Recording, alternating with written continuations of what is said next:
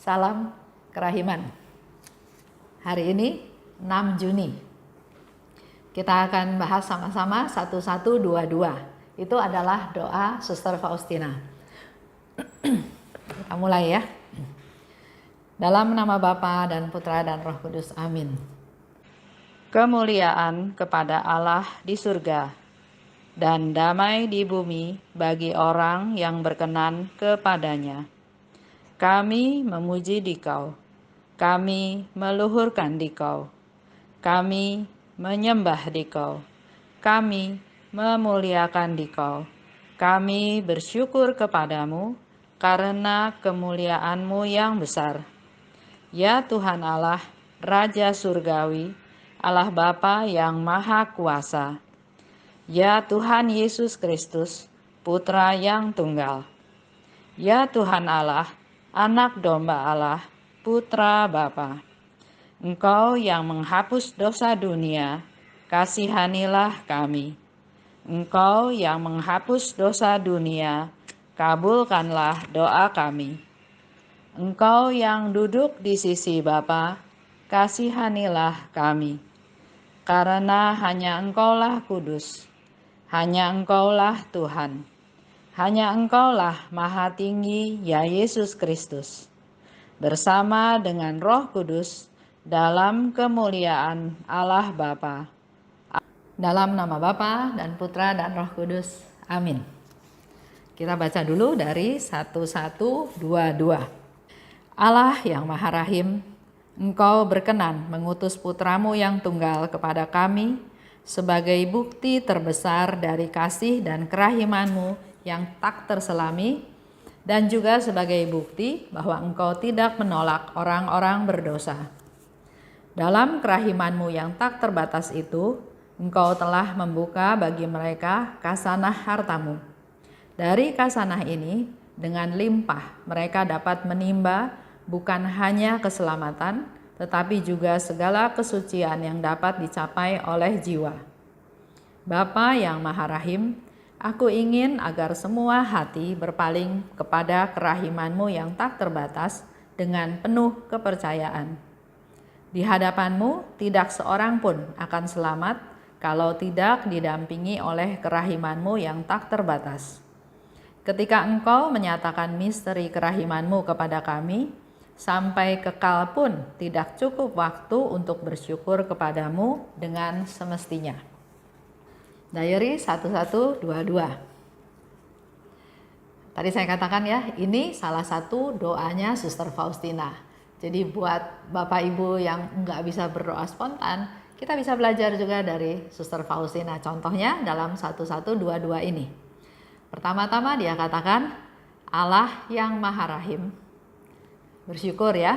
Dan dia memberikan satu statement bahwa Allah, Engkau mengutus Yesus Putramu.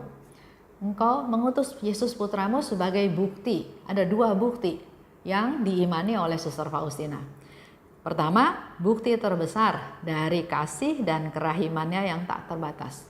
Allah mengirim Yesus Putranya ke dunia sebagai bukti terbesar dari kasihnya yang Maha Rahim. Anaknya yang tunggal dia kirim ke dunia untuk menyelamatkan kita manusia berdosa. Bahkan anaknya disiksa, didera, dicambuk, bahkan sampai wafat di kayu salib. Itu semua mau menunjukkan betapa Allah mengasihi kita. Karena begitu besar kasihnya kepada kita, maka dia juga relakan anaknya datang ke dunia dan menderita untuk menyelamatkan kita. Jadi pertama, sebagai bukti terbesar dari kasihnya dan kerahimannya. Kedua, bukti juga bahwa Allah tidak menolak orang berdosa. Yang kedua ini perlu disebarluaskan ya. Karena banyak orang yang bilang bahwa enggak lah, dosa saya tuh udah terlalu besar. Nggak mungkin Tuhan bisa ampuni saya. Ya, coba saya cerita satu tentang seseorang. Jadi dia sedang sekarat di rumah sakit. Ya. Biasanya memang kalau ada orang yang sudah sekarat atau yang sakit, para imam datang mendoakan mereka, memberi sakramen orang sakit. Tapi setiap pastor yang datang, yang sakit ini marah-marah terus, nggak mau. Dia nggak mau didoakan, pokoknya dia nggak mau. Semua diusir. Sampai suatu kali datang satu imam, satu pastor, suster juga bilang, tolong doakan. Ya, pastor ini datang, dia mau mendoakan si sakit. Tapi mulai dia berdoa, si sakitnya marah-marah. Enggak, jangan, saya nggak mau didoakan, saya nggak mau. Ya sudah, imamnya pikir orang ini nggak mau didoakan, ya sudah dia keluar. Dia pergi ke kapel. Setelah dari kapel, waktu dia mau jalan pulang, ketemu lagi sama suster ini. Susternya tetap menganjurkan imam ini untuk berdoa buat si sakit. Imam ini bilang, orangnya nggak mau didoakan, jadi buat apa saya berdoa buat dia? Tapi suster ini maksa, ya, Romo, doakan dia. Karena diminta terus oleh suster, ya sudah, Romonya masuk lagi dan dia bilang sama yang sakit, saya nggak mau mendoakan kamu. Saya nggak mau ajak kamu berdoa, saya cuma mau duduk di samping pembaringan kamu dan saya mau berdoa. Si sakit pikir, ya sudah, kalau kamu mau berdoa silahkan berdoa sendiri. Saya nggak tahu, saya nggak mau tahu, saya nggak peduli, silahkan berdoa. Nah, Romo ini berdoa koronka. Ya, jadi waktu dia katakan, demi sengsara Yesus yang pedih, tunjukkanlah belas kasih-Mu kepada kami dan seluruh dunia. Diulang lagi kan, demi sengsara Yesus yang pedih, tunjukkanlah belas kasih-Mu kepada kami dan seluruh dunia. Kata-kata itu kan terus diulang. Lama-lama si sakit juga terganggu. Dia bilang, stop, saya nggak mau dengar itu.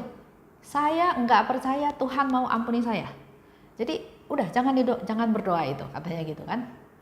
Jadi si Romo ini tanya, loh memangnya kenapa? Kamu ada dosa sebesar apa yang Tuhan nggak bisa ampuni? Tuhan itu bisa ampuni segala macam penyakit. Enggak, saya ini melakukan dosa besar dan enggak mungkin Tuhan ampuni saya. Jadi udah jangan berdoa lagi. Tapi dengan begitu terjadilah satu komunikasi. Dia mulai membuka diri. Saya itu dosa besar. Saya nggak mungkin diampuni sama Tuhan. Jadi Romonya tanya, coba kenapa permasalahannya? Kemudian dia cerita, waktu itu dia itu punya tugas jaga di pintu rel kereta api.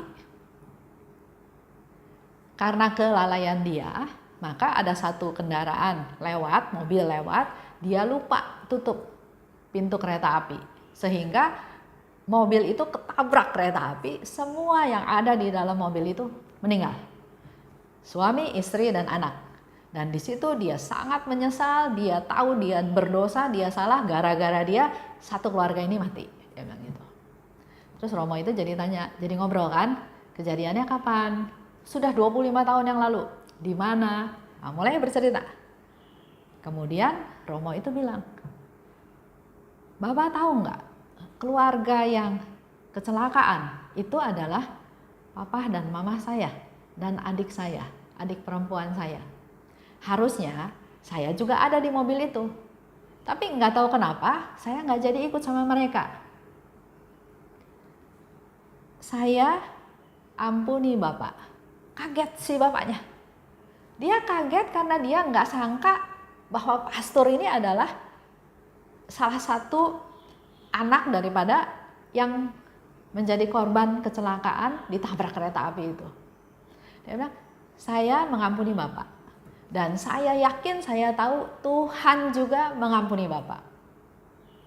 Di situ si sakit ini begitu merasa terharu, kaget, nggak sangka kok bisa Romo ini yang ayah, ibunya, adiknya kecelakaan gara-gara dia, kok bisa mengampuni saya?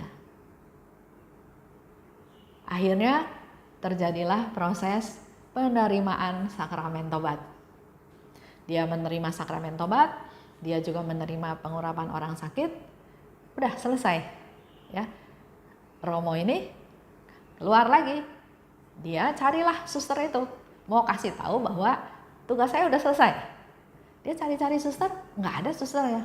Terus dia tanya sama salah satu suster rumah sakit, suster, saya mau cari suster yang tadi suster mana? Dia sebutin, loh di rumah sakit ini nggak ada suster biarawati. Kita semua adalah suster-suster medis seperti ini. Enggak, tadi saya ketemu sama satu suster biarawati yang menganjurkan saya untuk berdoa buat si bapak itu. Dan sekarang saya mau bilang bahwa saya sudah selesai dan bapak itu sudah menerima sakramen tobat, sudah menerima Tuhan, sudah mengalami damai. Enggak ada suster biarawati itu, enggak pernah ada di rumah sakit ini. Jadi Romonya bingung kan? Romonya bingung, ya sudah, selesai ceritanya. Sekian tahun kemudian, Romo ini pergi ke Vilnius. Vilnius itu ibu kota dari negara Lituania. Dulu negara Lituania ini bagian daripada Polandia. Tapi setelah perang, maka terbentuklah negara baru namanya Lituania dengan ibu kotanya Vilnius. Romo ini dikirim ke Vilnius.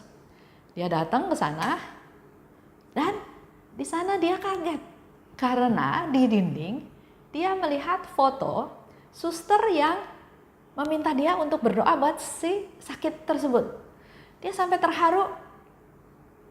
Ini loh, suster ini yang meminta saya berdoa buat si sakit tersebut. Kemudian suster itu menjelaskan, ya ini memang salah satu suster di tempat kami, tapi dia sudah meninggal tahun 1938. Enggak, saya baru ketemu beberapa waktu yang lalu. Ternyata Suster Faustina, sekarang Santa Faustina, tetap peduli kepada orang yang berdosa. Tetap peduli kepada orang yang sekarat. Dia bisa hadir, bisa datang, bisa minta kita untuk berdoa buat mereka. Luar biasa ya. Ini cerita benar-benar terjadi, di mana Romo itu sharing peristiwanya seperti itu. Dan dia waktu melihat foto itu, dia langsung kaget karena inilah suster yang suruh dia. Tapi ternyata susternya sudah meninggal sekian puluh tahun yang lalu. Ada lagi cerita yang lain, mujizat dari Suster Faustina, yaitu dialami oleh Maureen Nigan. Tapi ceritanya saya nggak lanjutkan, nanti mungkin di diary yang lain kita bisa bahas sama-sama ya. Tapi yang saya ingin Bapak Ibu tahu bahwa sampai sekarang Suster Faustina tetap berdoa supaya jiwa-jiwa itu selamat.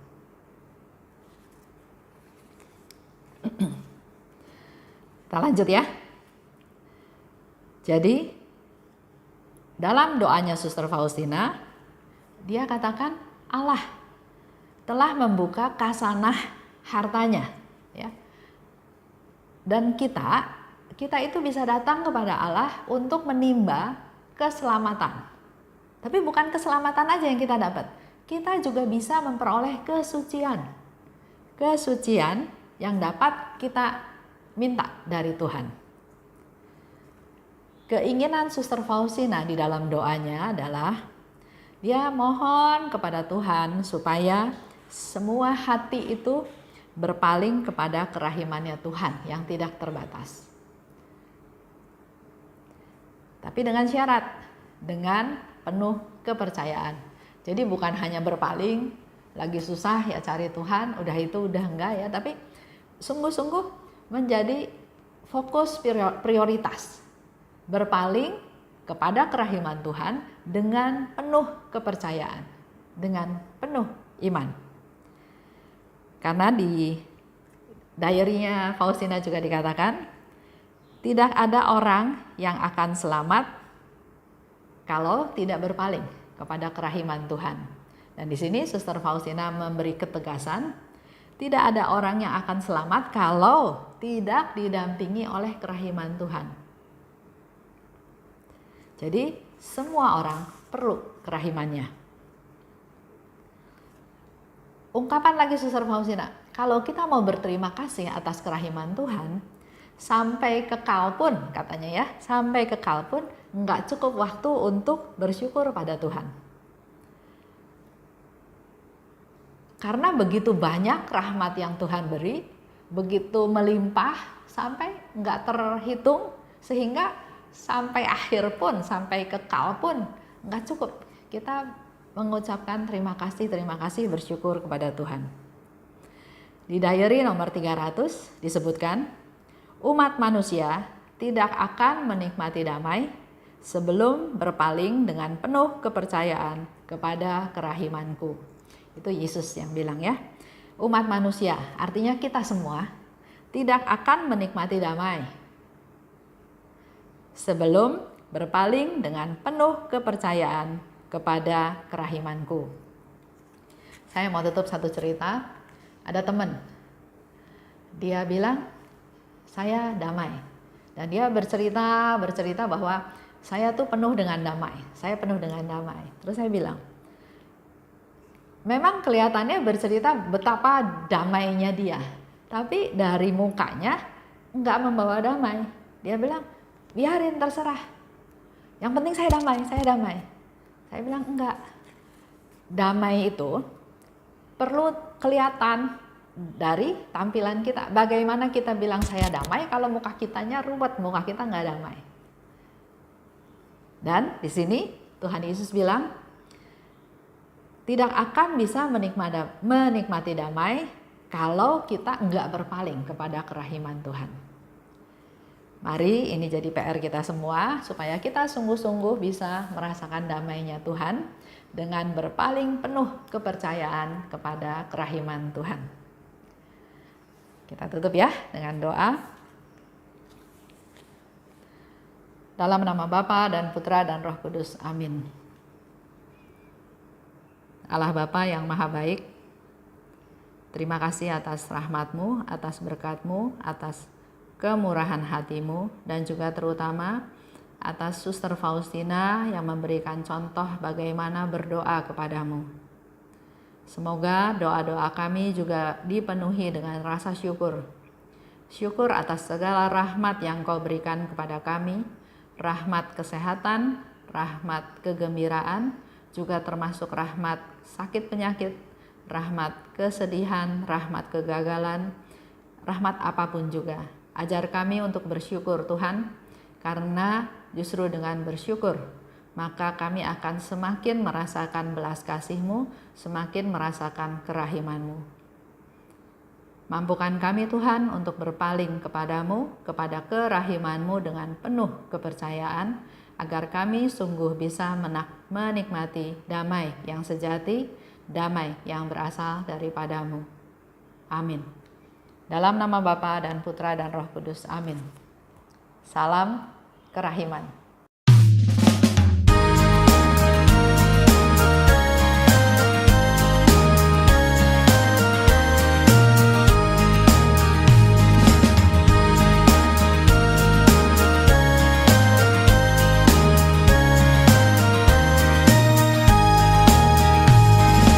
Berbahagialah jiwa yang menyerukan kerahiman Tuhan. Jiwa itu akan dibela oleh Tuhan sebagai kemuliaan-Nya. Pujilah kerahiman Tuhan dengan mengandalkan kerahiman-Nya itu. Pujilah kerahiman Tuhan sepanjang hidupmu. Pujilah kerahiman Tuhan dengan mengandalkan kerahiman-Nya itu. Pujilah kerahiman Tuhan sepanjang hidupmu.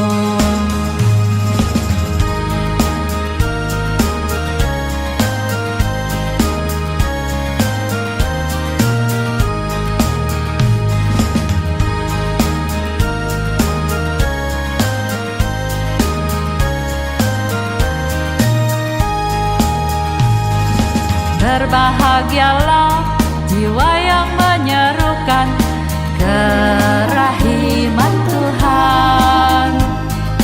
Jiwa itu akan dibela oleh Tuhan sebagai kemuliaan-Nya. Pujilah kerahiman Tuhan dengan mengandalkan kerahiman-Nya itu. Pujilah kerahiman Tuhan sepanjang hidupmu. Pujilah kerahiman Tuhan dengan mengandalkan kerahiman-Nya itu. Pujilah kerahiman Tuhan sepanjang hidupmu. Pujilah kerahiman Tuhan dengan mengandalkan kerahiman-Nya